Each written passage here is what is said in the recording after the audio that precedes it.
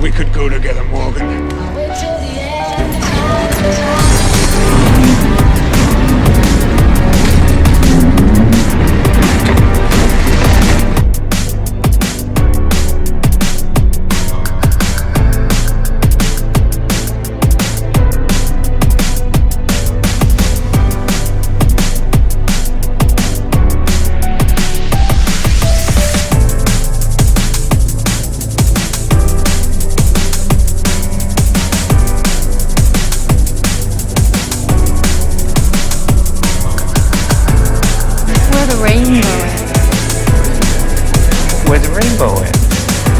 Don't you want to go where the rainbow ends?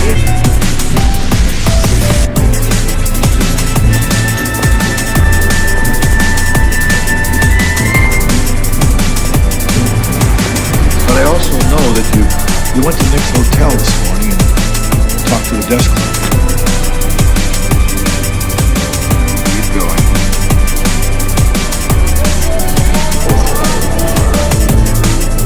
They've degenerated in...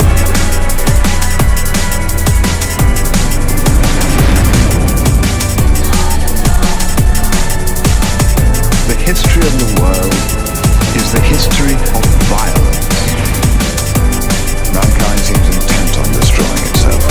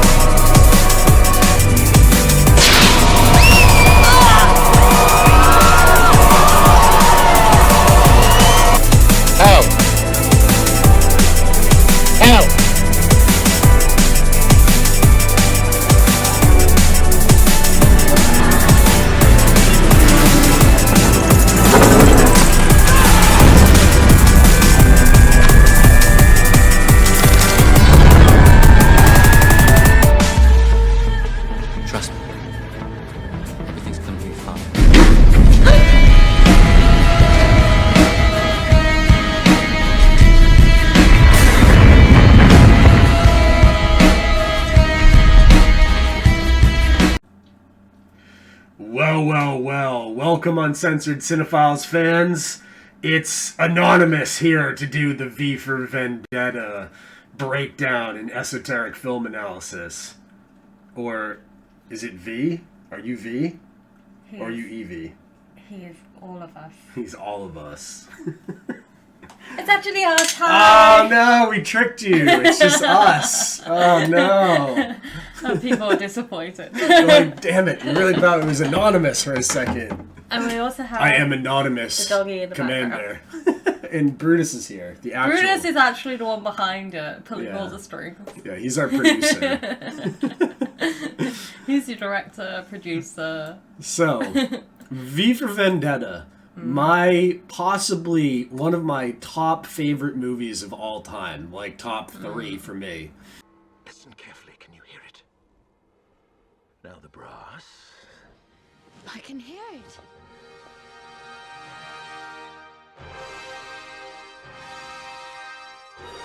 Look outside, Mummy.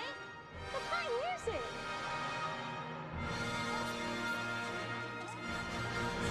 How did you do that? Wait, here comes the crescendo.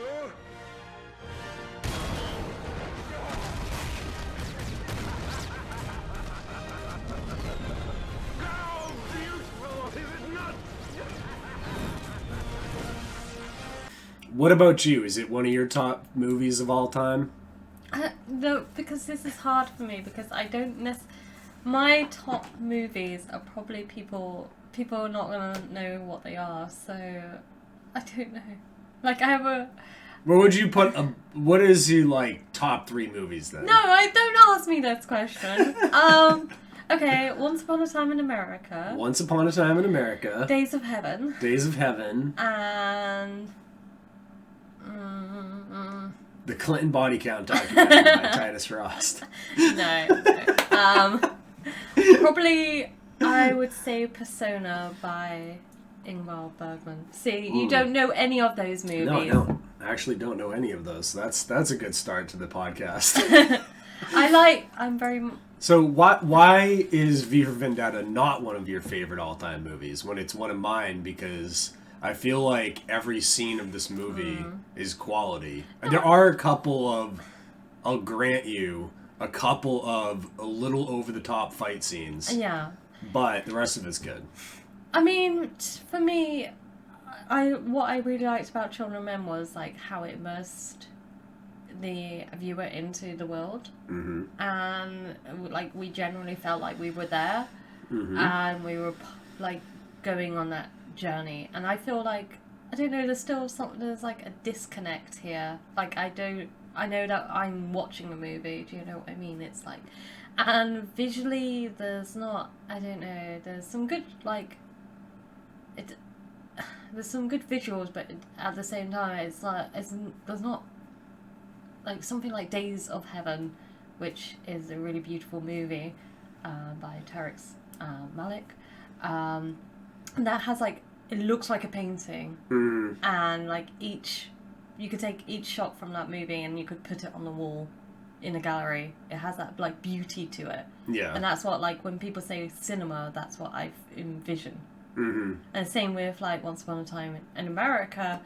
That again is like cinema to me. This is just like, V for Vendetta is a good movie, but it's just like, it's a product. It's like a commercial product that we're consuming. So people are gonna like, oh, Bianca, you're a film snob. And yes, I am a film snob. I have a degree in it, so that's the one thing I'm good at is that, and that's what I bring to the table, and that's why I'm here. What I think it lacks for in terms of beauty of the cinematography, I think it makes up for, like, overwhelmingly with the plot and the things that it's exposing. Driven, very like, is very good. But you don't have necessarily like. Can we just talk about Natalie Portman's accent for a second? Wait, does she fakes a British accent in this movie? Yeah. And it's not. You got to me. You did this to me. You cut my hair. You tortured me. You tortured me. Why? Not good. I don't. You have the best British accent of all time. Aww. Yeah. See, that's why I have you on the podcast. I need that high quality British accent on the cast. I think she does a very good performance, but I find her accent at times very distracting. And I find like little things that they clearly say for an American audience or something. Like he said, lever instead of lever. Almost. Stop. Get your hand off that lever. I know what I mean. I didn't even notice any of these issues because I'm an American. And we know, like, I laughed because the guy was like, we don't want the situation being more bollocked up. This is General Ackroyd. Keep communication tight. I won't have this thing getting any more bollocks up than it already is. That's like not a thing. We don't ever say that. We say bollocks, yeah. I hear that every day. She's like, oh, don't make the sink more bollocksed up, you know?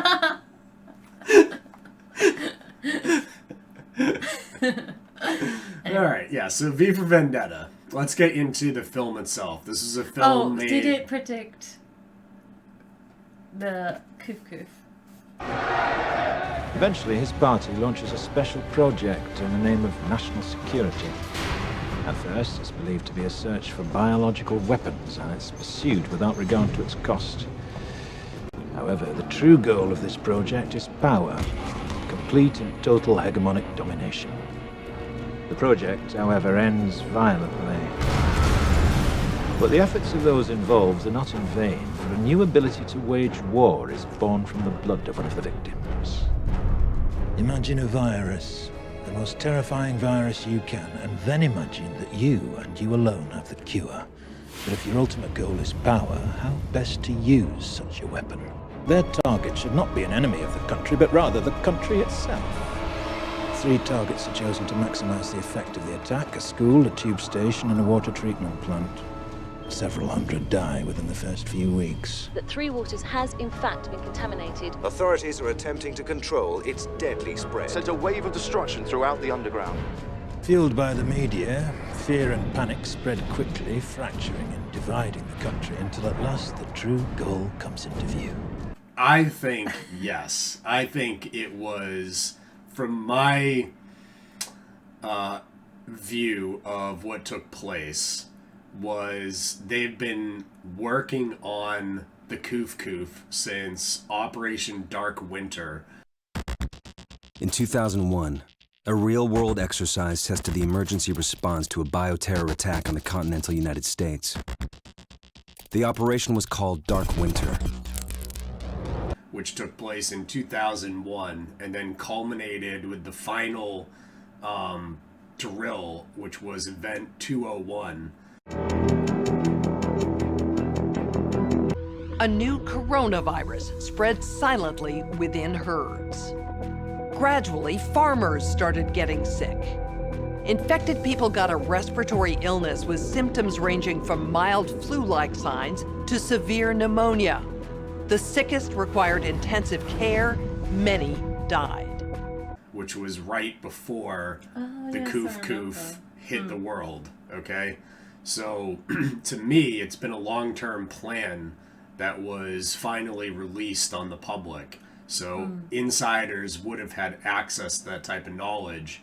And much like you saw a lot of what they call pre-programming prior to 9/11, you had similar stuff for years, like Contagion, V for Vendetta, leading up to the actual Outbreak. Koof. Yeah, because... And to me, the Koof was not an accidental leak from a lab. It was intentionally released on the public. Are we going to get one of those, like, oh, misinformation, go to COVID? I've lost 6 YouTube channels now for talking about this, so... Countries are reacting in different ways as to how best to manage the overwhelming amounts of dis and misinformation circulating over the internet. In some cases, limited internet shutdowns are being implemented to quell panic.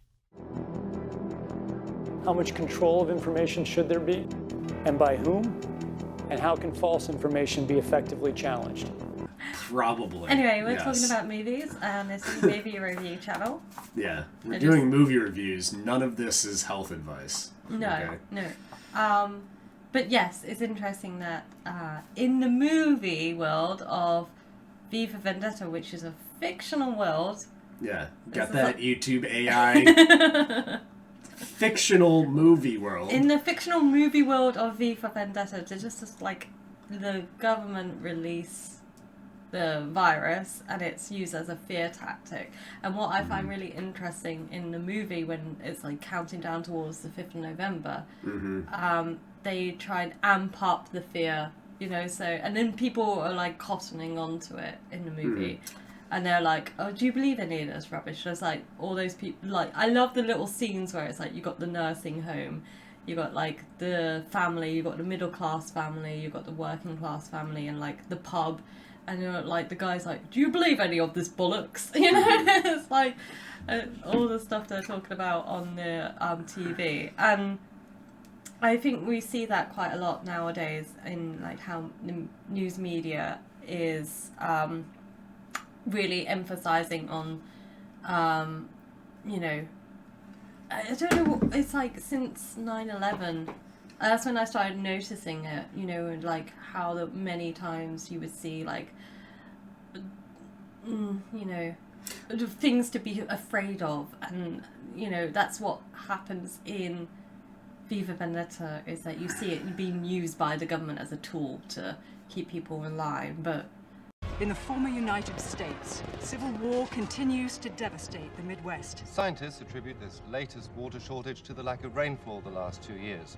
Ministry officials expect water coupon prices to rise. Police have arrested 9 suspects. Can you believe this shit? Reporting avian flu Been going on all vaccine. summer. Outside the quarantine zone, a new airborne pathogen has killed 27 people.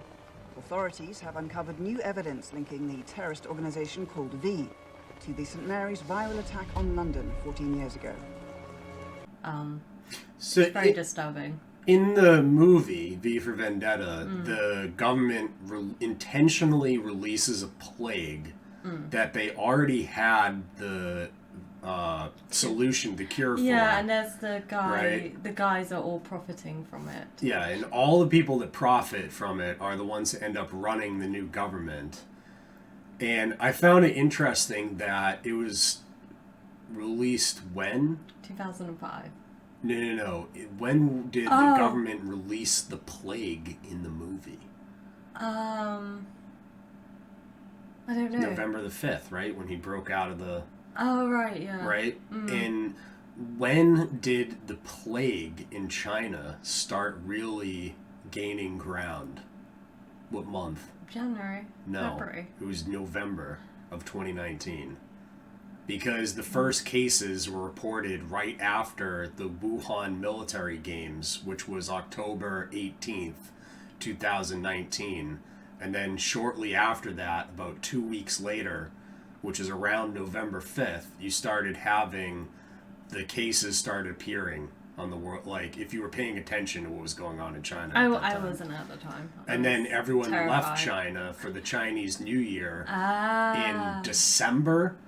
And that's when it got spread to the rest of the world, right? But it rampaged China for a while first, right? And they were like locking people, and now if you look at, like, I found watching V for Vendetta the other night with you really interesting because I hadn't seen it since the plague. Yeah. And a lot of the stuff that they talk about, like during Event 201 and like their little training videos, they also mention, like in the V for Vendetta movie, because they're like, oh, well, we can measure the populations, like, and they're talking about these subjects, and like they're manipulating. We see that, like in censoring. Yeah, in V for Vendetta, they have the trucks go by and like they're listening to people, and it's like, reports of like, people are, saying, because the first building, is it the justice courts that gets blown up, and then like immediately after, like it's like a monument that they created for the movie, so it's like some mythical fake monument, right? Because it was like a monument to the lost people of the plague. It is to Madame Justice that I dedicate this concerto in honor of the holiday she seems to have taken from these parts, and in recognition of the impostor that stands in her stead. Oh, no, it's not, is it? I thought it was. It was Old Bailey's church, but they had replaced the thing on top with like some new symbol of the plague that he was destroying. I don't know, but like... Remember he has that little talk with her? He's like, we're taking down this symbol that they've, replaced, or he's talking to Evie on the roof about it. Yeah. Right. But I just think it's really like interesting how there's that the whole plague thing is used as like a tool to repress the people. It's just interesting. I don't know. It's just fictional world. Yeah. It's just a movie. Yes, of course. But I will just say, in the movie itself, Evie mentions that her father was a writer, and what's the line that V says about like hiding? It happened to me, just as it happened to you. Shut up! I don't want to hear your lies! Your own father said that artists use lies to tell the truth. Yes, I created a lie, but because you believed it, you found something true about yourself. No. What was true in that cell is just as true now. I don't know. It's like hiding lies in truth, or like hiding truth in lies, or something like that. I can't remember the exact line. I'm sure you'll find it when you do the editing, but it's just interesting, and that takes place in the Shadow Gallery. And what's V surrounded by but like these amazing paintings with hidden messages. Oh yeah, this gets good. This gets really good. So this tie's not only like this gets really good. Like this gets really interesting. So what paintings were in the Shadow Gallery? Oh, I've made a list. Yeah. So there's interesting ones, but so for example, there's The Birth of Venus. The Birth of Venus. Okay. Botticelli. Which is a Botticelli painting, and that's found.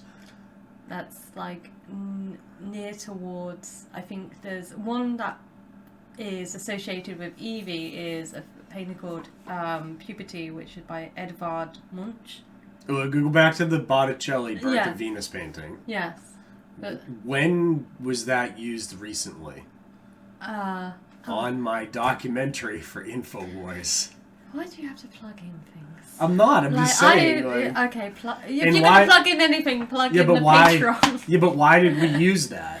Because it's... Why did I use that on the InfoWars I don't know, you one? tell me. Why did Because it's like a cicada, like it's one of the paintings that's a part of the cicada 3301 puzzle, ARG thing, right? So is one of the other paintings that you found in there, right? On a Flanny marriage. The what? I can't pronounce things. What is it? No. On the family. What? I'm a professional. You can It's a Jan van Eyck On the painting called. family. Can I see how it's written? No. Okay. The Arno Lafini. I said marriage. that. Yeah. Yeah, that's what I said, and you didn't listen to me probably. It's my accent. But why is that one an interesting painting, other than the fact that it's a Jan van Eyck painting? Oh, there's so many things. So obviously the main thing that I was like amazed by was the mirror behind the couple. And in the mirror you can see their reflection. Did you notice that they're not holding hands in their reflection, but they are holding hands in the foreground? That's probably some sort of symbolic Yeah. thing. But yeah. behind the couple, in front of them, in the mirror, we see two other figures. And there's speculation that one is the painter, and one is meant to represent us.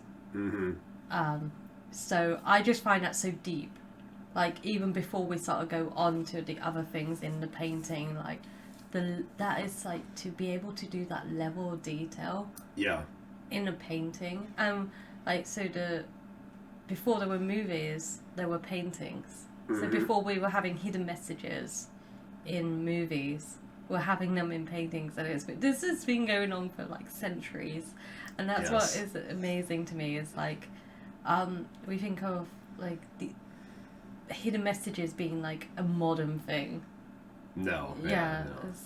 But there's just other things in the painting, like the woman is not actually alive at the time of the painting. She's meant to be like his dead wife. Is she pregnant?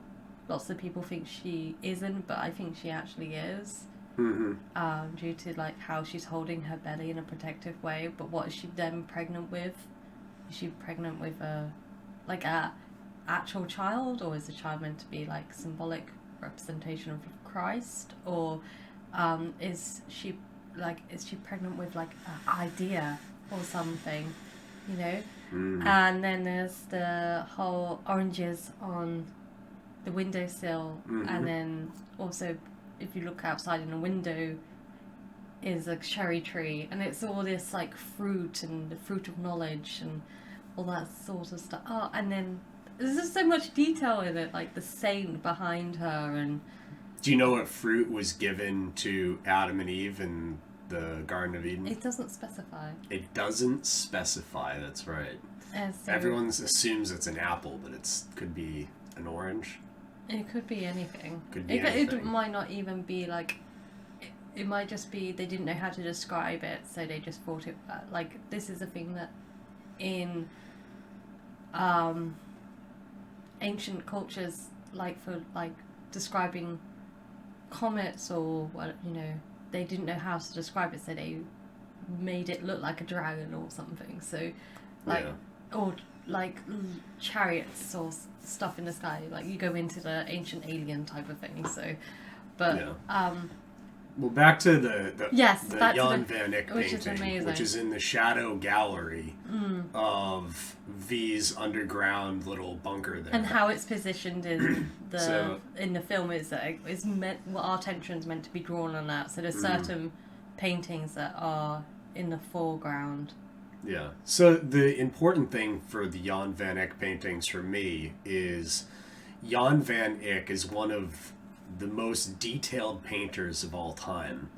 When you look at his works, as you notice, when you look in the very center of the painting, you have the mirror, which shows you the depth and all these other things, but it's also letting you know that this is a layered painting. And all of his paintings were layered, and when you look underneath the layers, you can find like encrypted things and stuff of that nature, which is why we've been looking at Jan van Eyck's paintings, like the Ghent altarpiece, which ties back to like, you know, the Armas de Christi, right? Which is some of the most famous relics ever, right? The stuff that held Jesus on the cross. And this is the stuff that like the Nazis and other people from the occult have always been interested in. So I think maybe the having the Arnolfini picture in there is like a reference to the occult sort of fascination with Jan van Eyck work, much like they're also fascinated with Da Vinci, right? I think there's another painting that had, like, I got down, like, went down a rabbit hole when I was, like, looking into it, and that is J.M.W. Turner's Burning of the Houses of Parliament. I mean, first off, you're like, oh, okay, yeah, V wants to burn down, like, destroy the Houses of Parliament. It's actually 10 Downing Street in the graphic novel, so, which is where the Prime Minister lives. But I think they changed it. I mean, I guess you could say that must be because people don't really recognise Downing Street and they're more likely to recognise the Houses of Parliament. But I think it's more symbolic, that decision, when you tie it into like Guy Fawkes and everything. And also look into the history of what happened with the 1834 burning of the Houses of Parliament. So... Yeah, tell me more about that. For like years, there's been like in the like people had been complaining about how small and stuffy the chamber was, where they had their discussions, and like it was very tiny and like this smelly and just unpleasant.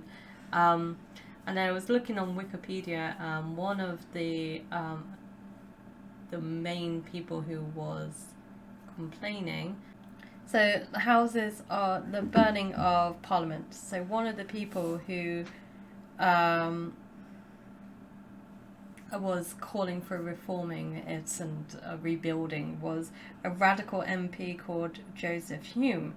And I was like, interesting, I've never heard of this person. So I go to Joseph Hume and I'm looking him up, and I find out that he aimed to become the director of the East India Company. And if you go to his portrait... The East India Trading Company. Yeah. This is literally the Belt and Road Initiative banksters that I talk about all the time. So he... so there's a tie there, and he's the one saying, like, the... you know, calling for something to be done with Houses of Parliament. And you go to his portrait, which I linked you, and what he's got his hand in the little satanic hidden hand gesture. So I'm just thinking that's just a coincidence, right? This guy, he's total coincidence. Yeah, it's coincidence theory. Yeah. And you know, the cause of the fire of 1834 is apparently down to them destroying tally sticks. Yeah.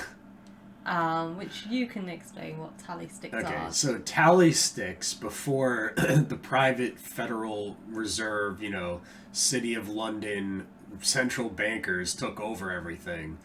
Basically, all right, so how do I explain this? What happened was, at the end of the Napoleon Wars, Rothschild had his agents at the battle, I think it was of Waterloo. And when that battle ended, Rothschild's agents and spies got back to England before the king's agents and spies. And that what he did with that information was Rothschild started very publicly selling off all of his like British war bonds, which was the debt that he had bought up from the British government, and he crashed the market, making everyone think that England had lost and Napoleon had won. And therefore the market just took an absolute dive. So while he was very publicly selling off his debt that he was holding, he was buying it back up at rock bottom prices through agents. And then at the end of the day, Rothschild held almost all of the war debt over the British government, and he made a deal with the Queen of England to create what's called the Bank of England, which now is what creates the money in England, and it's a private bank, a central private bank, much like the Federal Reserve, right? We have the same awful Rothschild banking system in America now. And we actually fought the Revolutionary War to get free of this banking system. This is a whole thing we don't need to get into right now, but the tally sticks were the currency used prior to the central bankers taking over. And tally sticks could be made by anyone skilled enough to make a tally stick, which is just like a form of, you know, you had so much credit on the tally stick and one person held one, and then you would notch on your tally stick as you spent, right? And they got rid of this and replaced it with, like, you know, the private central banking system. But of course they would blame the fire in Parliament on the previous currency that they wanted to get rid of anyways. The labourers who were accused of stoking the flames and burning too much, or were two Irish labourers. And I think there's an interesting connection with V for Vendetta is the police detective, when he's being questioned by Crowley, who is like the head of the secret police. And he mentioned his mother being Irish. It's like they're trying, you know, it's like pinning the blame on the Irish again, you know? Yeah. Like, you know, sort of that sort of history. I mean, that's maybe just a throwaway comment, but I mean, it kind of made me think it's like, you know, you just have these, like, throughout history, you have, like, what had took place with the Reichstag burning, you know, when Hitler rose to power. Like, it's like a tool book of, like, fascism. It's like, well, we just released the plague, tick, burn down the government building, tick, you know?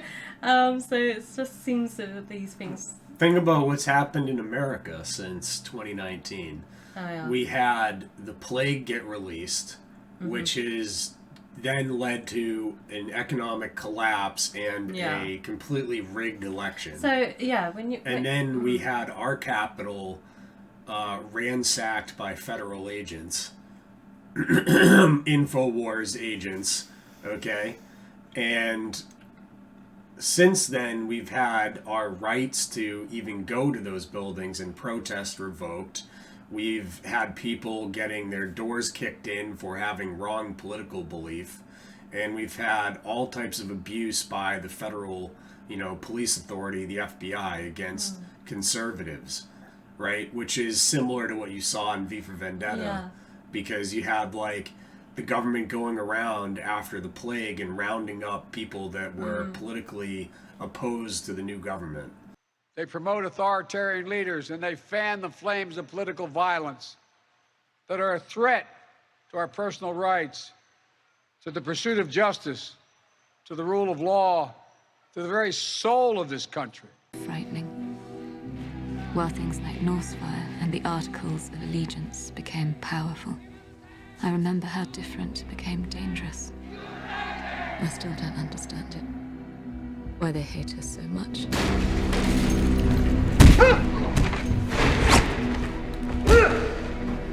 They took Ruth while she was out buying food. I've never cried so hard in my life. It wasn't long till they came for me. Yeah. Right. And is it interesting, like, in the, like, 1920s, so after World War I, you had the Spanish flu, and then that led to, like, the economy crashing in, like, places like Germany, which was then the Weimar Republic.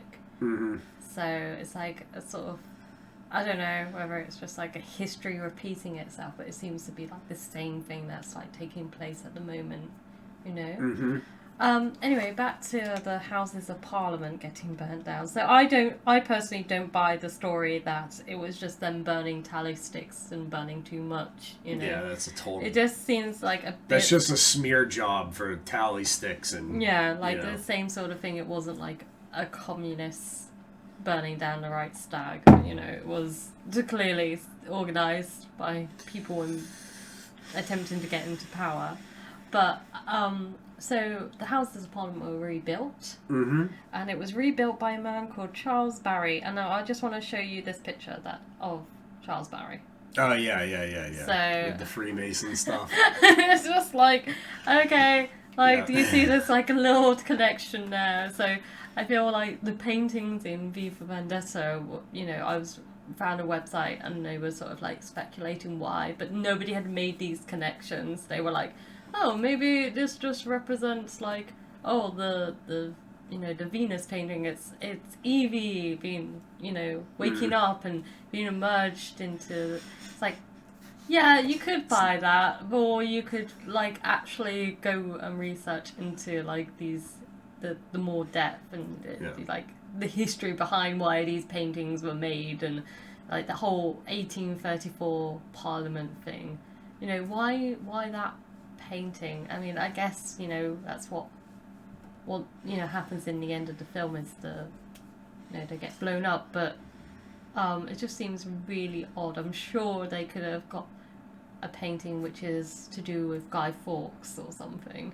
Yeah. And we haven't even got into the Guy Fawkes. Yeah, we haven't got. We'll get into him in a minute. It's just like we're still in the 1800s at the moment. Yeah. We're not got back to that. So in the movie V for Vendetta, Yeah. Guy Fawkes and all of them are painted as like the good guys, right? They're made out to be like these heroes, and V is like trying to redo what they did.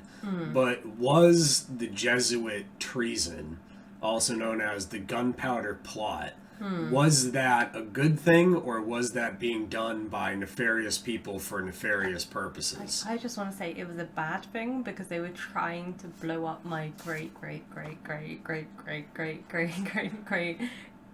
uncle. Like, I don't know how I fall into it, but Yes. his grandfather was James V of Scotland. So he was James VI of Scotland and James I of England, and the two nations became like united over that. Because when the Tudor dynasty died out with Elizabeth I, she didn't have an heir, so it went to her cousin, I think. So anyway, James V, James the First's grandfather, had an illegitimate child. This is nothing to... I just like this history because I like family history. But he had an illegitimate child, and I can trace my family tree back to that illegitimate bastard. Yeah, so you're legitimately Scottish royalty is sitting here telling you guys about the inner secrets of the monarchy. Okay.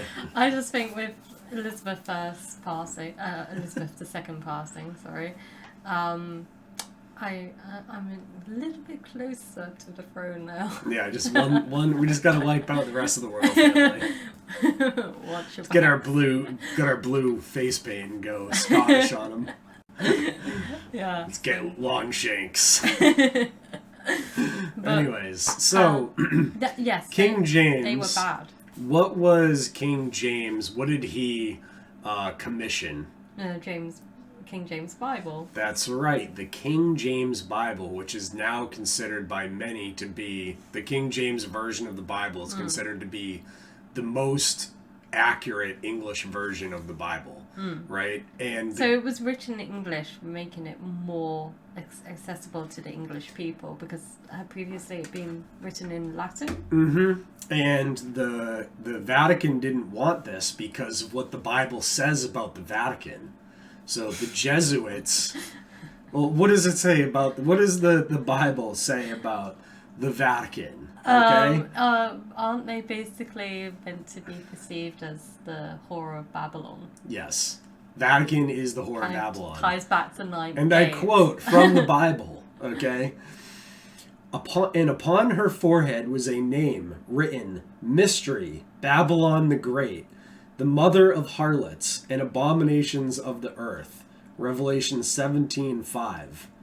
And then there's, and I saw the woman drunken with the blood of the saints and with the blood of the martyrs of Jesus. Revelation 17:6. So what they're describing is Mystery Babylon, which is the Vatican. It's built on 7 hills. Just it is what it is. Like, there's no way to even deny it. And that's why the Vatican was so desperate to make sure that no one would ever be able to read the Bible. They wanted to keep it in Latin for a very long time. And that's what, like, the entire Protestant, which means protest, Reformation was about, was printing the Bible in English, right? So, like, the Jesuits with Guy Fawkes and his compatriot there, I can't remember his name, doesn't matter, Gates or something like that, Robert Gates or something of that nature. They basically, their entire plot, the Gunpowder, Treason, and plot, was to kill the king, King James, and wipe out everyone in Parliament at once. In January 1604, King James I convened at Hampton Court Palace for a discussion with representatives of the Church of England, including the leading English Puritans.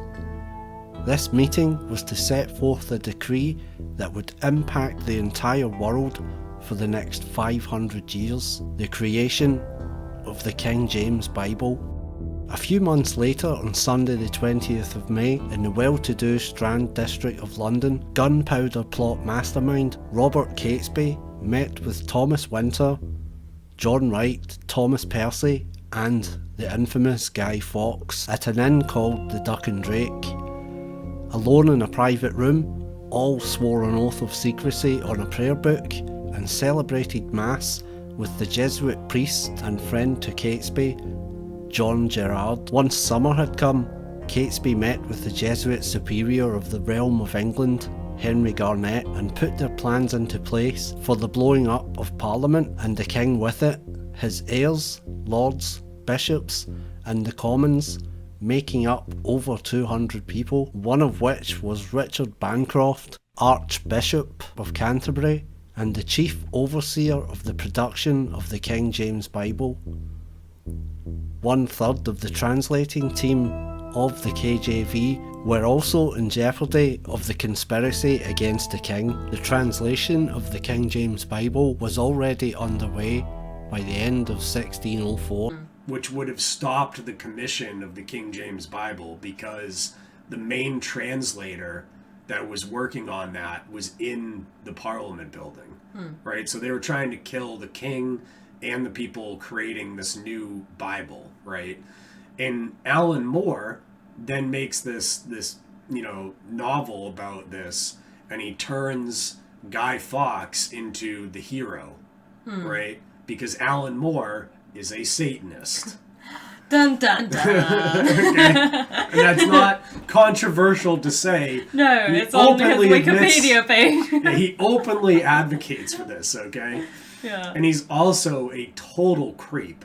So what did you find out about Alan Moore that I was like shocked by? Okay, so he has this another graphic novel which is called Lost Girls, and it's about Wendy from Peter Pan. Okay. Dorothy. Wendy from Peter Pan sounds nice. Yeah. Is it a kid's novel? No. No? Okay. It has Dorothy from The Wizard of Oz.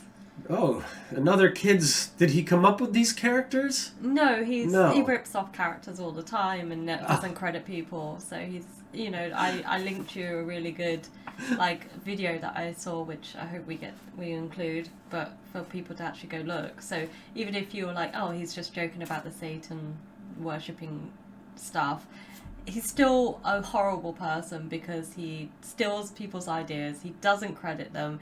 He makes out he's a victim because the whole contract thing with Warner Brothers and DC, but no one else has had an issue. None of his other co-authors, none of his illustrators, nobody has an issue. It's his grumpy sort of they didn't let my wife, they didn't like commission her comic all about Scientology or whatever it was. So, you know, so hard done by. Fuck you, Alan Moore. Anyway, you're not hard done by. You're an absolute creep. Back to Lost Girls. You gotta be really creepy to get her to say that to you, by the way. Back to Lost Girls. So you have Alice also, and it's them as adults talking about their childhood sexual adventures. Stuff where Wendy gets, like, raped by Captain Hook. What? Captain Hook would never do that.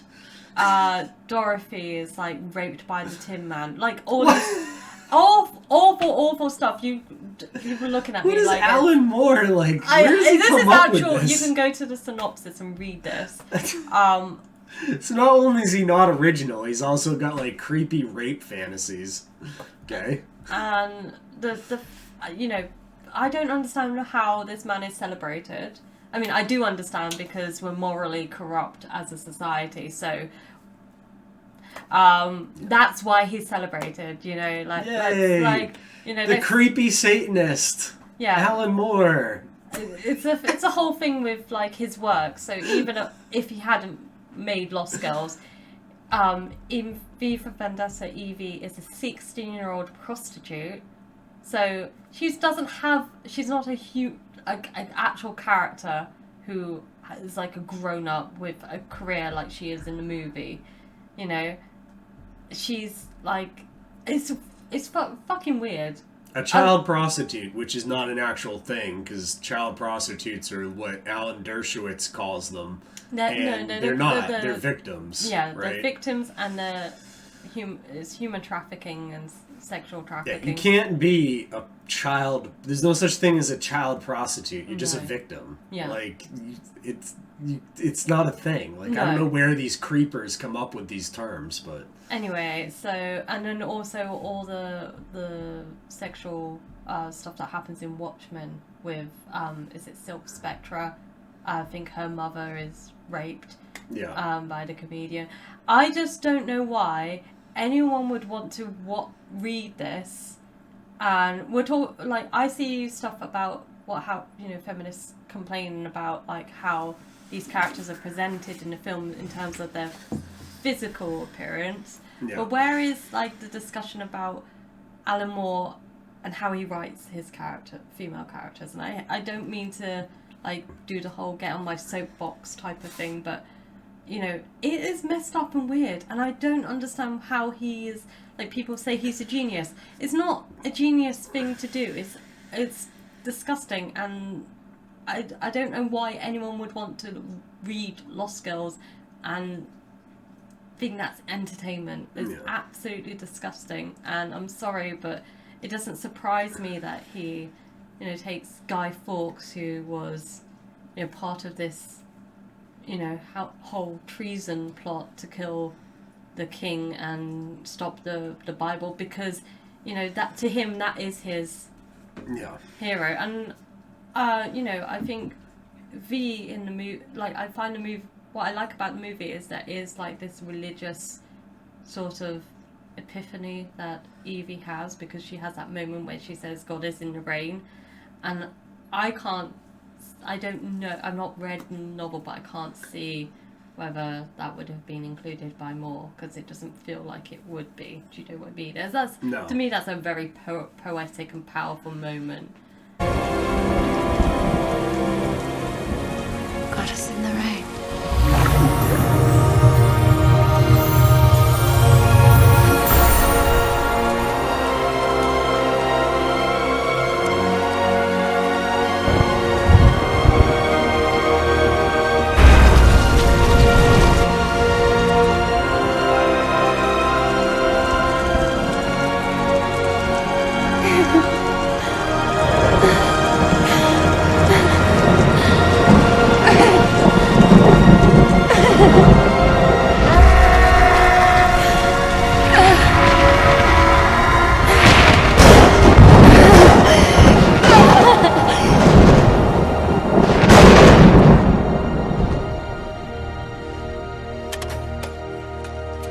know. No, I highly doubt that was in the original novel, right? That scene where she's like, God is in the rain. And why do I doubt that? Because what is in the original novel is him quoting Aleister Crowley, because he's a big-time Satanist.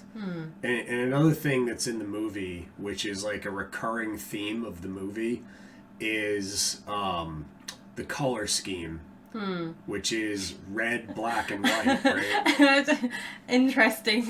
Recently, when Joe Biden was up there doing the same exact color scheme, but like that's a well-known. Like if you look at like the Satanic Temple or any of like the big satanic organizations, they all use that color scheme of red, black, and white.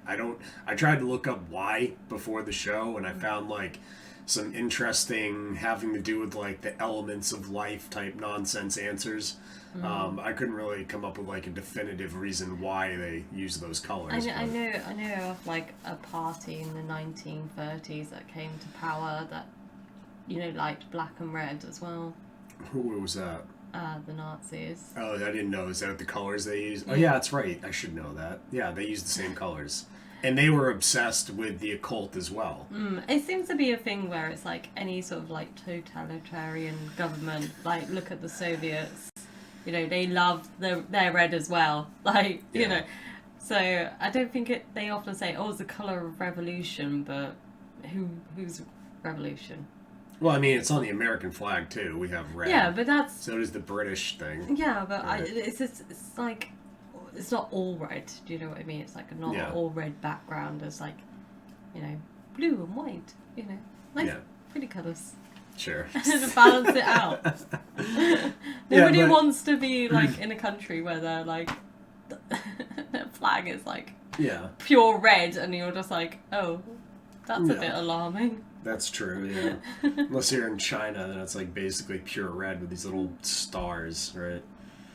So... in the, well, I mean, actually, I'll just quote this. So we're talking about the Gunpowder plot, right? And the quote from one of the people who investigated it, a Sir Edward Coke, on the Gunpowder plot trial states, I never yet knew a treason without a Romish priest, but in this there are very many Jesuits who are known to have dealt and passed through the whole action. Sir Edward Coke on the Gunpowder plot trial, right? So it was a Jesuit plot, right? And then the Jesuits are all tied in with the occult, all these things. And Alan Moore, like, there's a scene in the movie where V is like getting ready or whatever, and then there's that mirror that has the saying on top of it. Be very, and by the power of truth, I, while living, have conquered the universe. Personal motto? From Faust. That's about trying to cheat the devil, isn't it? It is. And speaking of the devil, I was wondering if your offer to help was still standing. Of course. And that saying is also, I believe, in the comic, like V says it or something. And it comes directly from an Aleister Crowley writing, but they attribute it to Faust, which is the play about the Faustian deal, right? Where you're like the Jimmy Fallon is the perfect example of the Faustian deal, right? Jimmy Fallon sold his soul for fame, but he has to look like an idiot, right? So the devil was like, yes, Jimmy Fallon, I'll take your soul. You can be famous, but you also have to look like an idiot, right? That's like the Faustian kind of deal, right? And they reference that, but that's not what that quote comes from on the mirror. So the quote on the mirror is Vi veri veneversum vivus vici, right? Which comes from this thing from Aleister Crowley, where he writes, his name shall be called Vir, man, and Vis, power, and Virus, poison, and Virtus, manliness, and Virialis, green, in one name that is all these, and above all these. The motto of the seer as Magister Templi V, V, V, V, V 5 times. Isn't In The Vision and the Voice, The Cry of the Fourth Ether, dated December the 16th, 1909, Crowley writes,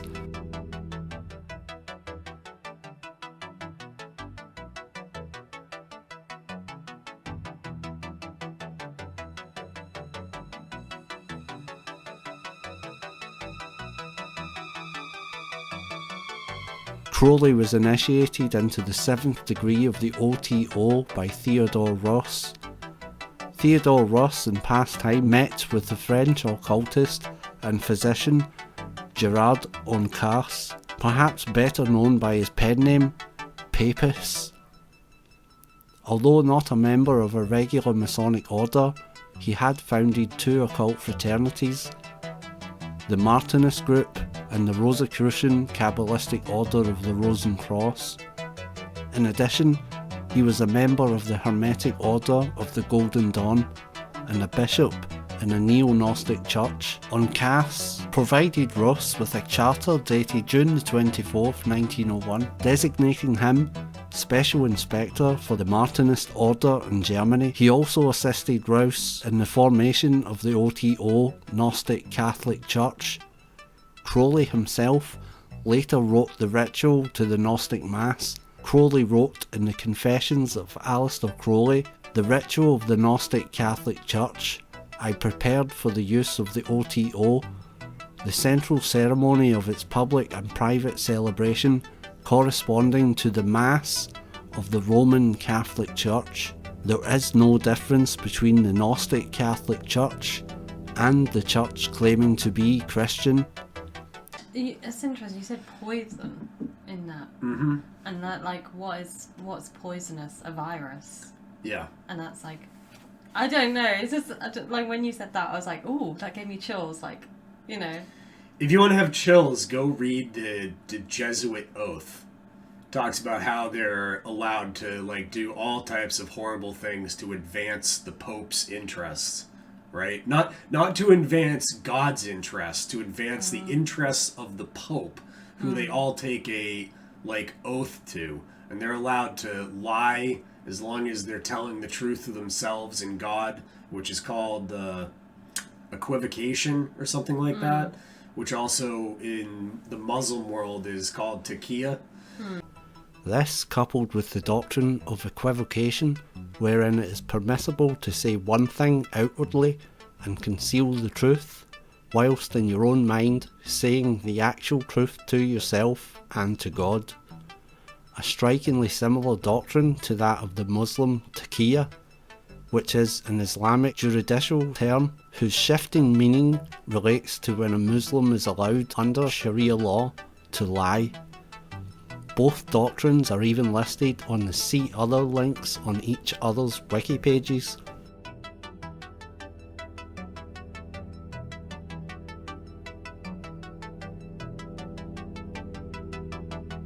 Which came first, the Catholic or the Muslim?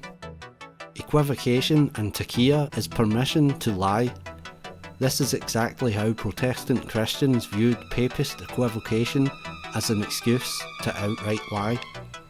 And like if you really look back at the creation of Islam, which is featured in V for Vendetta, right? Because the actor has that Quran. Gordon, yeah. Yeah, he has the Quran in his house, right? And they're once again trying to prop up Islam as like this wonderful thing, right? Islam was basically created by the Vatican. Muhammad's first wife was a priestess from like, she was like a nun or whatever from like the Roman families, and she financed Muhammad. Without the Romans and his first much older wife financing Muhammad, he never would have ever been a thing, because he needed that money to raise an army. And the like spreading of Islam happened through force, not through like them being persecuted. Like when Christianity spread, it was because Christians were being persecuted, and the Bible said that would happen. Islam spread by force. It was always like, we're just gonna like come and destroy you, and now you have to be Islam, right? And that was funded by this nun that was Muhammad's first wife, right? And that's why you have these carryovers from like Christianity into Islam. I mean, I will say, like, I do feel like the Viva Vendetta, the film does talk. Sorry, let's go back. Let's try and go back to the. Yeah. I love it when you to go on these little. Like, I find it interesting.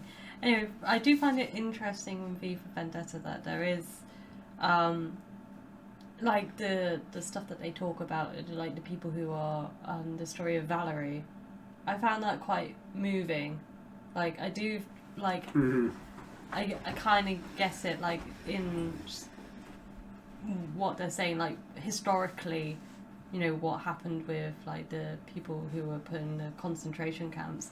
They weren't just the Jewish people, but they were also, like, homosexuals. They were, you know... Mostly it was Eastern European Slavic people, actually. Yeah. That was, like, the most people killed, was, like, Yeah. Slavic people from, like, Western Russia and Yeah. Ukraine and stuff. Yeah, and it was, like, you know, so there's the political aspect as well, and, like, you know, the stuff that they did to, like, disabled people, which seems to get missed off, and all this sort of stuff. It wasn't just, you know, it was a whole bunch of people. I think Viva Vendetta brings that in as well and discusses that, you know, so it's like, and the fact that we don't know who he is, you know, who V actually is interesting. Like, who is this person? So who is V?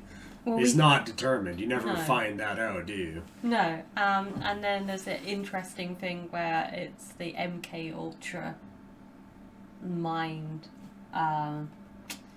wiping and brainwashing aspect to it, because the doctor who we hear of her journal, she was like, he doesn't even recall his name or his past, and Evie goes through the same sort of thing where she's, you know, V does what, I guess, without doing the well, we don't really know whether he does anything like the blood work or whatever they were experimenting on her.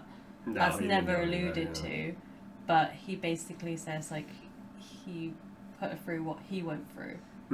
So I wonder whether there's, like, you know, whether there was, because she says that, you know, people don't recognise her after that. Like, it's almost like she's gone through a transformation where she, you know, is reborn, but and one of the things they focus on right before she gets abducted is the butterflies over the jukebox.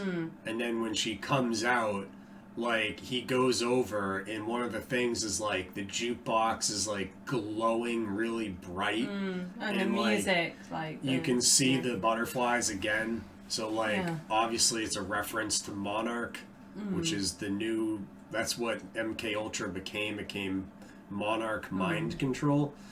So, like, obviously I think that it's a reference to that for sure. Yeah. Right. And it's I think the song is Crimea River, but I don't know, like, that's a very interesting choice of song. I don't know what that, like, I haven't looked into that, but I wonder if there's anything To that, yeah, to I that. don't know. So. What else is in There's so much in this movie. Let's get into... We should talk about the voice of London, the guy who is the media personality, the sort of Tucker Carlson, Alex Jones, Piers Character. Morgan Yeah. character. The over-the-top character that... Watches himself Yeah. in the shower. It's like...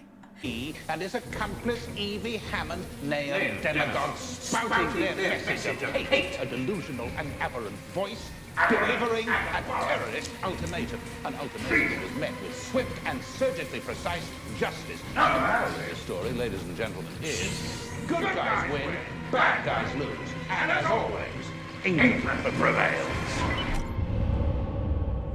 Holy Christ! It's like, I know what's good for this country. It's I like, could absolutely I'm proud of see being British and like Alex Jones being that guy. I can see Alex Jones watching himself in the shower, like, all fired up. I don't want to picture him naked. I Now know. I have that image in my head. He's in the shower being like, I will eat that. Let this ass. Do you think he refers to himself in like third person? Yes. It's like looking in the mirror going like, Alex, you did a good job today. We defeated the Illuminati elite. We exposed the interdimensional demons. But I mean, and the fact that I can't remember the character's name now, but he's also the commander of the camp, Lark Hill, yeah. Is it Commander Prothero? Is that his name?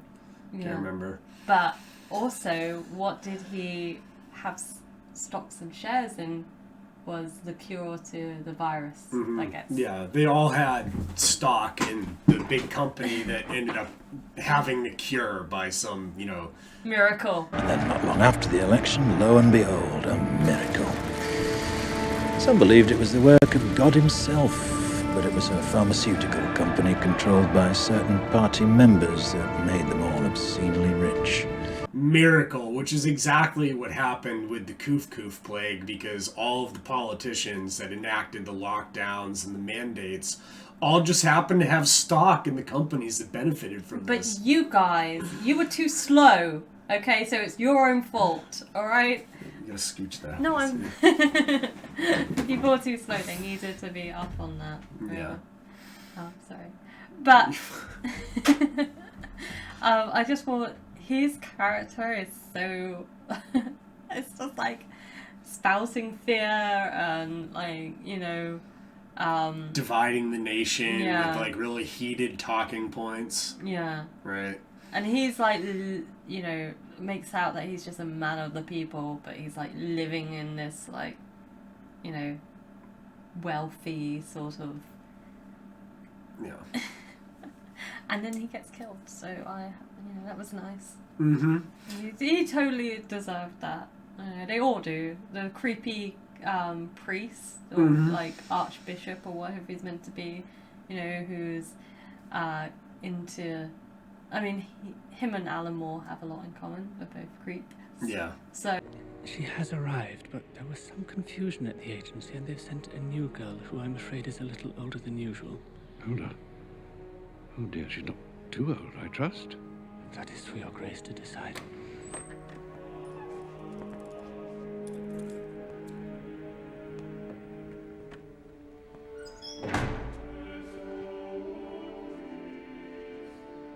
Oh my. Your Grace? But Alan Moore, of course, painted the Catholic Church as being the creepy ones, right? Because that's what they always do. They're always these... Satanists are always like, well, the Catholic Church is bad, therefore Christianity's bad. It's not how it works. The Catholic Church isn't even Christian. So... Oh, it's like Rosemary's Baby with like how that was... Same thing. Yeah. Same theme. They always point at the bad parts of the Catholic Church and then try to equate that to the entire religion. When the Catholic Church is run by a bunch of creepy old men. Yeah. Right? That wear like wizard robes and do weird rituals. Like Aleister Crowley and who was the guy who came after him? Anton LaVey. Not LaVey. It doesn't matter, but they created the Ordo Templi Orientis, and with that they created the like rituals for that from the Catholic Mass. Like, it's literally the Catholic Mass, which is, like, the same thing as what the Satanists do for their Mass. Like, their Black Mass. It's basically the same thing. It's just, like, slightly different. Yeah. Because, like, the Bible doesn't say to, like, drink the blood of Christ. I mean, it's just... It's just a bit weird.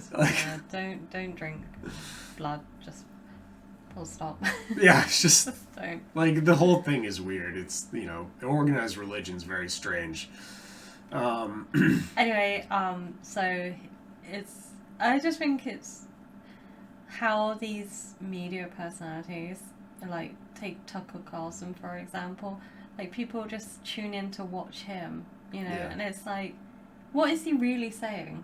Not much. What's he really doing to make the world a better place? He's not doing anything. He's just profiting from, people's fears and anxieties, and he's just... does he believe in what he says? No, I don't believe he believes in any of what he says. It's the same with... But then you go to... It's not just him on the right. You go to, like, the left and you have, like, all of them. Rachel. Any of them. Rachel McDowell, I can't remember her name, but they also have the same stuff, but they're just saying the opposite. You know, it's like, why watch somebody? Well, I thought it was go on really about that stuff. It's just. I thought it was stop watching really the media, interesting. News, just in In general. V for Vendetta, America is in what? A civil war. Oh. I read that the former United States is so desperate for medical supplies that they have allegedly sent several containers filled with wheat and tobacco. A gesture, they said, of goodwill. Did you like that? USA, ulcered sphincter of Ars Serica. I mean, what else can you say? Here was a country that had everything, absolutely everything. And now, 20 years later, is what? The world's biggest leper colony. Why? Godlessness. Let me say that again. Godlessness. It wasn't the war they started. It wasn't the plague they created. It was judgment. Yeah. So as you're saying... Same with, like, children and men. Like, yeah, so... The rest of the world has collapsed, but Britain's going on, so good old Blighty. As you're saying right now, and you're talking about these media characters in the film and how they are, like, portraying these people on the extremes, that's what's actually happening in our real world, because we have these people on either ends of the spectrum, far left, far right, and they're creating a divide, and almost seems like they're trying to create a civil war, right? Because they're not trying to bring people back together in America. No. They're just constantly finding new, interesting ways to get triggered about what the other side is doing. And then those are the voices most amplified, are the ones the most extreme on both sides, where you have people in the middle like you and I, which are kind of like moderates, and we're just silenced and not heard from. I don't really associate myself with anything, because like no one out there is representing what I generally feel, so exactly I'm just neutral. I'm like Switzerland. Yeah, like we don't can't really support either political side, because the left and the right are both crazy, right? So anyway, back to V Vendetta. Yeah, back to V Vendetta. Like, there's a bunch of stuff in this movie I thought was excellent. So can we talk about the ending, with everybody donning the mask and approaching, rising up. Not really. Yeah. It's not a threatening thing. They're just walking, all wearing the same mask. It feels very like peaceful, And well, that's like how protesting should be, how revolution should be. It's just about all people coming together with a common idea, and that is, what Evie says. He was me, he was you, he was, and she's talking about who V was. He wasn't just a person. He was an idea.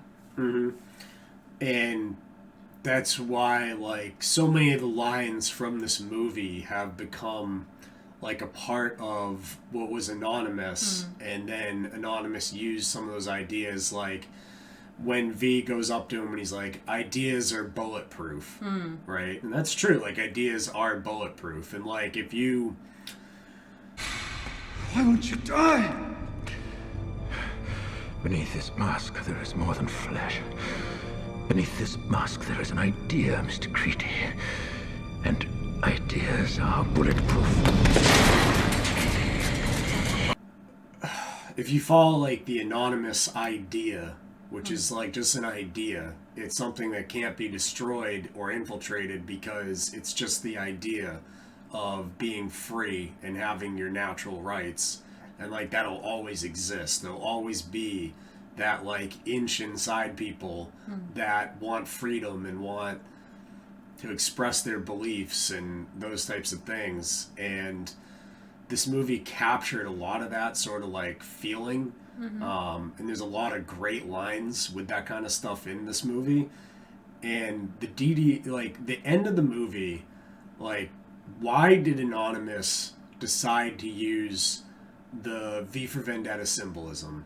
Okay, so a lot of people don't know this, because a lot of people don't know what they're talking about. But I'm actually good friends with 2 out of 9 of the people that were in the IRC chat room when it was decided Anonymous would use the V for Vendetta symbolism. And basically it went along the lines of a chat that was like, what are we going to use for our symbols? We don't really have anything. Like, we need something to kind of unify around. And then Grim Reaper, who's this dude on Twitter, if you go look at his Twitter account, like, you'll see he makes, like, this artwork from V for Vendetta and stuff. He was like, oh, let's use the V for Vendetta stuff. And then they were like, oh, yeah, the scene at the end of the movie where everyone comes out and, like, DDoS attacks. Enemy is approaching fast. Requesting orders. General, what should we do? There's no response from command. Or from party leader Creedy. Or from the High Chancellor. Why are you doing this? Because he was right. About what? That this country needs more than a building right now. Needs hope.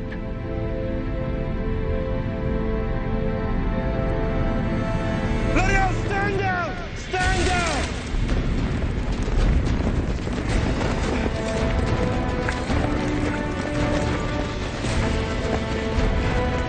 Which is just like flooding the street with too many people.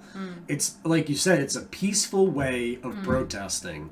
And I always thought that DDoSing stuff was peaceful, because if you DDoS a website, all you're doing is sending too much traffic for the website to handle. As soon as you stop doing that, the website comes right back up. No one's been harmed, nothing's been damaged, right? But they call this stuff hacktivism, and they like tried to throw people in jail for hundreds of years for doing what I consider to be free speech. If you click a bunch of times on a website, or you set up a program to click a bunch of times on a website, that's just free speech, right? And that's why Anonymous used the symbolisms from V for Vendetta. It has nothing to do with the Jesuit Conspiracy or all these other things that people have postulated about it. Anonymous chose the V for Vendetta symbolism because of the scene at the end of the movie where everyone DDoSed the streets, and then after the attack was successful, everyone removed their masks, showing who they were.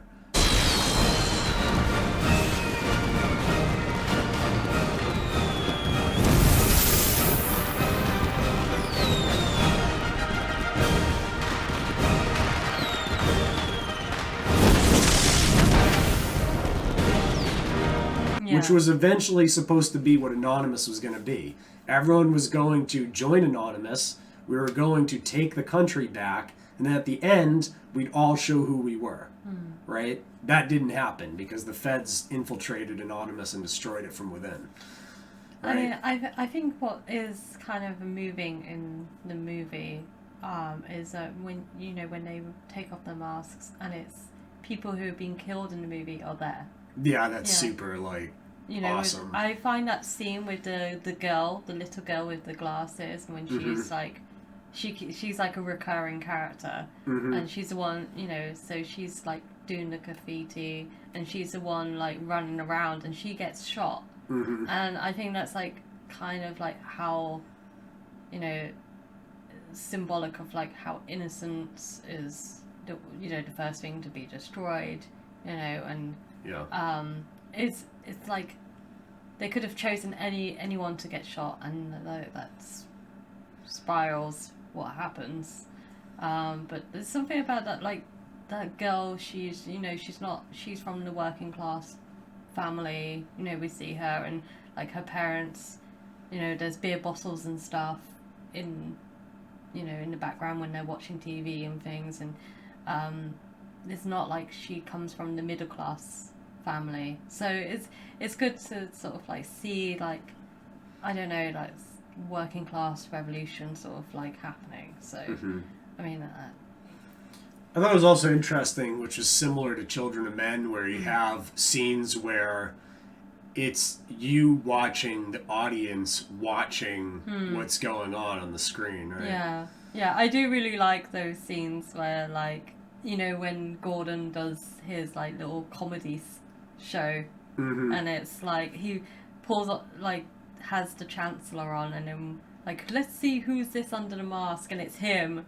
He's the imposter. And then, can I just talk about like the genius of having John Hurt cast in that role because Yes. he was Winston Smith in the 1984 version of 1984. Yeah. So and he's no longer with us, but he was a really good actor. So And he was really good in V for Vendetta. he's so good. He was great. I love. As the authenticity of this document cannot be verified, it could be an elaborate forgery created by the terrorist as easily as it could be the deranged fantasy of a former party member who resigned for psychological reasons. Any discussion of this document or its contents will be regarded at the very least as an act of sedition, if not a willful act of treason. Is that understood, Mr. Finch? Yes, sir. You would do well, Inspector, to put it out of your mind. I love the bit where he's just like having the milk and he just like breaks. Because come on, like, what is it about grown men drinking milk? It's not a good look. But I mean, any kind of milk. This movie has like some epic stuff in it, like the scene where V takes over the TV system and it's like and he's like doing the speech. That's like one of the most epic speech moments of all time. Yeah. And like if you listen to what he says in the speech, it could apply to our country today. By taking some time out of our daily lives to sit down and have a little chat. There are, of course, those who do not want us to speak. Let me think, just let me think. I suspect even now, orders are being shouted into telephones, and men with guns will soon be on their way. It's Chancellor Sutler. Damn it! Why? Because while the truncheon may be used in lieu of conversation, words will always retain their power. Words offer the means to meaning, and for those who will listen, the enunciation of truth. And the truth is, there is something terribly wrong with this country, isn't there? You designed it, sir. You wanted it foolproof. You told me every television in London. Cruelty and injustice, intolerance and oppression. And where once you had the freedom to object, to think and speak as you saw fit, you now have censors and systems of surveillance coercing your conformity and soliciting your submission. We need cameras. How did this happen? Who's to blame? Well, certainly there are those who are more responsible than others, and they will be held accountable. But again, truth be told, if you're looking for the guilty, you need only look into a mirror. But you could take that and apply that to England or America or anywhere in the world today. Like, those exact things he says in that speech apply to our world today. And it's like one of the most moving things I've ever seen in a movie, where it's like, that's like, if I could do anything with my YouTube career, it would be like that. Like, take over the system and just give one message to everyone to wake them up. Yeah. Right? It's fantastic. And I also love like the way that they do everything. So like it's so unexpected, like all of a sudden everyone gets masks inside the film studio. Yeah. And then later in the movie he ships out like hundreds of thousands of masks to everyone in London. I mean, he's very good at planning these things. I feel like it's not just him though. I feel like because I was watching the scene where he's Evie is has been captured and her hair shaved off, but the person who's shaving her hair is wearing gloves and their hands are normal. Yeah, I did notice that. So, but when we see V, he's got burnt red hands. Burnt red hands. So is there other people working? Was that a mistake in the film, or seems like was that alluding to V's working with other people? Yeah.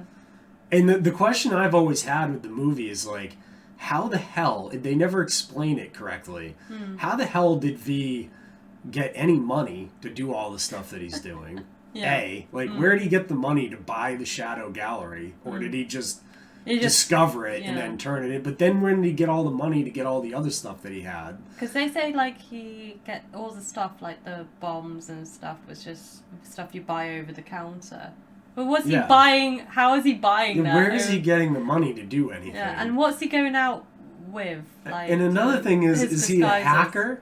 Because, like, how does he get into the computer systems of the government to, like, remember the detectives find that, like, thing about Rockwell? And it's, like, meet me at this park or whatever? Yeah. How the hell did he get into the, like, computer system to do that? He must be a hacker, or is he working with hacker? They never explain there's more, any of There's this. got to be more than one person. There's no Right? way that he's doing all that, you know.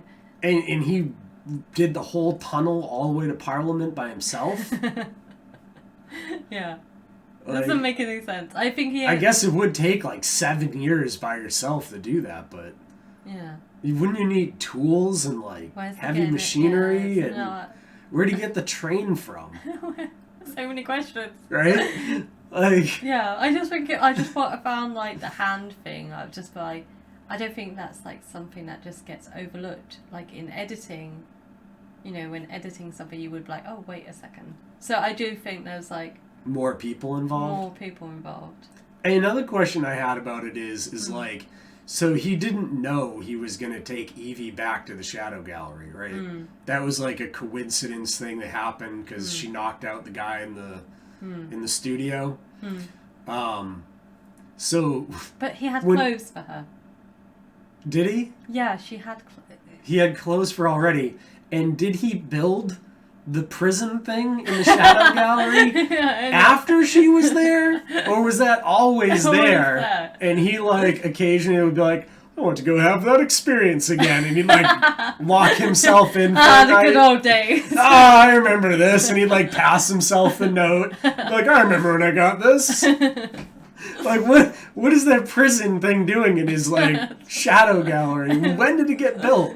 Why did he build it? And did he build it after she went to go stay at the TV guy's house? Or? I don't know. And then was he, the whole time, he was, like, just waiting? He's like, eventually, I'll take her back to my cave. Yeah, I just thought it was interesting, like, because when she goes to Gordon's, she's clearly wearing his clothes. Yeah. Like, but V already had clothes for her, and that's like never like brought Explained. up. It's like, wait a second, it's kind of weird. Why has he got clothes? Like, Maybe it was his previous Evie, you know? Like, I don't want to talk about that one. let's not talk about it. I sent her on a mission and she didn't come back. Anyway, yeah, it's very. I just find like the film is still. It doesn't feel like it was made in 2005, you know. No. And then what was interesting to me was the phones in the film. Like, if you look at phones in 2005, I know it's like a film. It's set in 2024, so that's interesting. I think it's 2024. But the phones look like our phones today.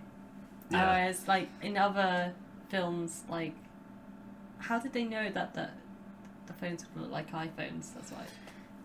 It's like the There's whole. a lot in It's this the whole movie thing with that's- like, how did Stanley Kubrick know that we were going to have tablets or? Yeah. It's like. There's a lot in this movie that was like, it seemed outlandish at the time that the government would be doing these things to its own citizenry, and now we live in that world. Yeah. And Like, thanks to the plague, which is exactly the plotline of the V for Vendetta movie, we now live in the V for Vendetta world. also, Like, wonderful. I pointed this out to you. I don't know whether that's just a weird coincidence type of thing, but the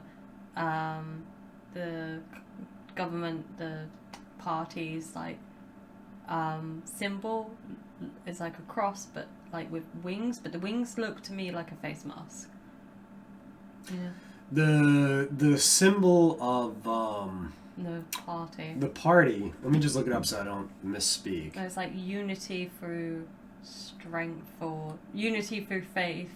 Yeah, unity through faith. Yeah. V for Vendetta government symbol. Oh shit. It is what I thought it was.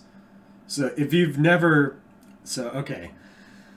So the symbol of the government is what's known as the Cross of Lorraine, which was on the Knights Templar flag in Champagne, France, which was like a region the Knights Templar took over and almost were able to create their own country in France. They got very close to creating their own nation, and the flag of that nation had the Cross of Lorraine on it, which is the cross with two bars It's called the Cross of Lorraine. It's a famous Knights Templar cross, right? And you see that used in modern symbolism hidden all over the place. So if you look at the ExxonMobil logo, the two X's are connected with the Cross of Lorraine. It's the same symbol, right? So this is a symbol East India Trading Company, Knights Templar have continued to use. Yeah. Yeah. So it wasn't surprising they used that in the film. No, but the one I'm talking about is on the poster where it has this the unity through strength and like the cross, but it's in what looks like wings, but the wings to me don't look like wings. They look like a face mask covering. Maybe that's just because for the last 2 years that's what I've seen Everywhere, yeah. But it just seems really odd. It does seem odd, yeah. There's a lot about this movie that seems odd now watching it. Just odd. Just odd. Back, yeah. So anyways, we should probably, because we're over an hour, so we should probably... Oh, by the way... do final thoughts. You want to just show your t-shirt off? Oh yeah, check it out. Uncensored Cinefiles t-shirt. Bianca got me. Yeah. Do anyone recognize what that is? If you haven't seen our review of Space Odyssey, you'll know what it is after that. Go watch our Space Odyssey. And also, we've been uploading stuff to our Patreon, but we have no Patreons yet. So we need y'all to join Patreon so you can see the extra content we've made for y'all. There'll be more discussions. There'll be sort of stuff about the paintings included in the film, and maybe like we'll include some interesting articles that we found and links to that. And there was the 1834 burning of Parliament accident or a plot. Yeah. So additional resources are on the Patreon. You can get like show notes for everything we talked about. We did a little behind the scenes video last week for the making of the other one, and I'll maybe do something like that again this time, a little behind the scenes video. And we're going to be putting up extra bonus content there. So if you guys enjoy this and you want more entertainment, join the Patreon. Yeah, and I'm sure like anything that is, not deemed YouTube friendly will be included. Be over there. So, spicy. Yeah, the spicy content will be on Patreon. And it's only like what, $2 a month or something. So it's not like a huge cost for people to get a whole bunch of extra content. No. So and I'm looking for people to put some sort of recommendations and suggestions of films that they would like us to review. I've got a few in mind, and we've been discussing other things. But I'm really keen for people to let us know what they like, what films you really want us to cover. So something we both want to watch, something that we haven't seen, neither one of us seen. So please suggest some stuff. Yeah, see if there's something we both haven't seen yet. Okay, well, thank you everyone for watching. Thank you. I appreciate it. Remember to like, subscribe, and share the content. I'm gonna have that clip from Don't Look Up. What's up, y'all? I'm the last man on Earth. Shit's all fucked up. Don't forget to like and subscribe. We out here. Which maybe we could review that movie. That would be a good one. You want to do Don't Look Up soon? We'll do that. We'll add it to the list. Yeah, we add it to the list. But thank you very much for watching. Okay, thank you everyone. Take care. Have a nice night. Or day. Or whatever it is. Where you are. Okay, stop now.